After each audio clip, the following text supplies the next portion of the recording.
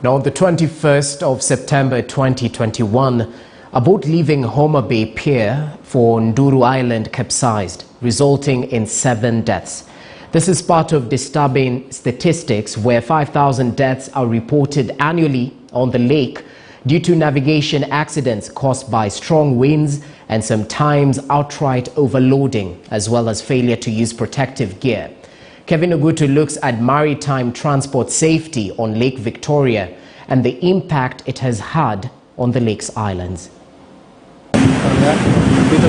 Lake Victoria, which is Africa's largest inland fishery, employs over 200,000 fisherfolk. Besides that, the expansive lake offers a robust maritime transport that has seen new players coming on board to offer a safer service across the waters. Reliable reports indicate that there are over 30 million people living near the coastline, 1,400 landing sites or beaches, from which 50,000 boats operate. But there is a darker side to this blessing, as on average, 3,000 to 5,000 deaths occur on the lake each year due to navigation accidents caused by strong winds and waves, and sometimes outright overloading and failure to use protective gear like life jackets. On 21st of September 2021, a boat leaving Homa Bay Pier for Nduru Island capsized, resulting in 7 deaths. As it has been the norm, a frantic search and rescue exercise ensued. Once again, safety standards had not been adhered to, and lives had been lost, while some were lucky to be alive. We don't want circumstances where we are getting materials and passengers being loaded onto the same vessel. We also want to read out those people who have always taken advantage of the fact that maybe there is less policing in the lake. We are bringing on board the Kenya Coast Guards. We are also bringing on board the Kenya Maritime Authority. The recent resumption of operations by privately owned Mbita ferry services was no doubt a sigh of relief for thousands of travelers who have relied on the vessels for transport, owing to its safety standards. The operator resumed services after more than 2 months of suspension by the Kenya Maritime Authority due to non-compliance, further emphasizing the seriousness that respective government agencies are putting on safety.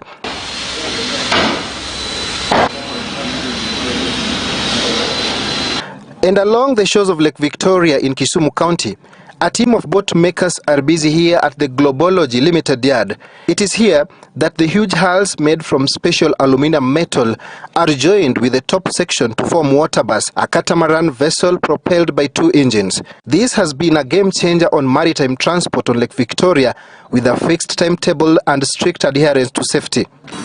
We transport 1,100 passengers daily, moving the passengers through a journey from the wooden boats that are unsafe to fully furnished catamaran vessels that are safe, with competent crew, with compliance to Kenya Maritime Authority, which is our regulator in the lake, and also with other county regulations. So we need a lot of highly skilled carpenters. We need skilled plumbers, we need general fitters, we need highly skilled welders, we need marine engineers, we need civil engineers. These are guys who are majorly most of our landing locations and the infrastructure and maintenance. Inside, the travelers are taken through the procedure of putting on life jackets, which is a key lifeguard in times of accidents. In their own language of Luo, they get to learn how to put it on and when it becomes necessary to do so. Waterbus vessels ply Luanda Kotieno to Mbita Mfangano Island through Takawiri. Safety across the water has been a great challenge. And over the years, people have been relying on wooden canoes, the automated wooden boats, which sometimes become very risky, especially when the weather gets so rough. But with the introduction of the water vessel, Waterbus as a water vessel transporting people across the water, it's traveling across the water from Mbita to Mfangano has been made much easier because of the operations that can be timed. Waterbus is operating on a fixed timetable, and so people can plan their movement to the island and from the island with a lot of ease. Before Waterbus started coming to Takawiri Island, which is famed for its white sandy beaches, only clients with enough money for private speedboats could come to the island, to the one and only hotel that was available then. We thought of establishing this place, which is next to the Waterbus landing stage, to make it easier for those people who want to visit Takawiri Island, but probably might not afford to hire a private speedboat, that they can be able to easily access the place through Waterbus.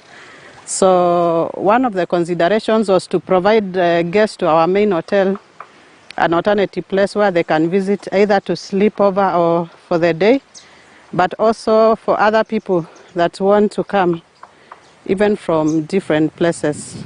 And that is how Takawiri Victoria Sant Lodge was born 2 years ago, thanks to a reliable and safe water transport that makes guests even with a low budget explore the islands on Lake Victoria. We are in 2 routes currently, that is Mfangano and Luanda Kutieno.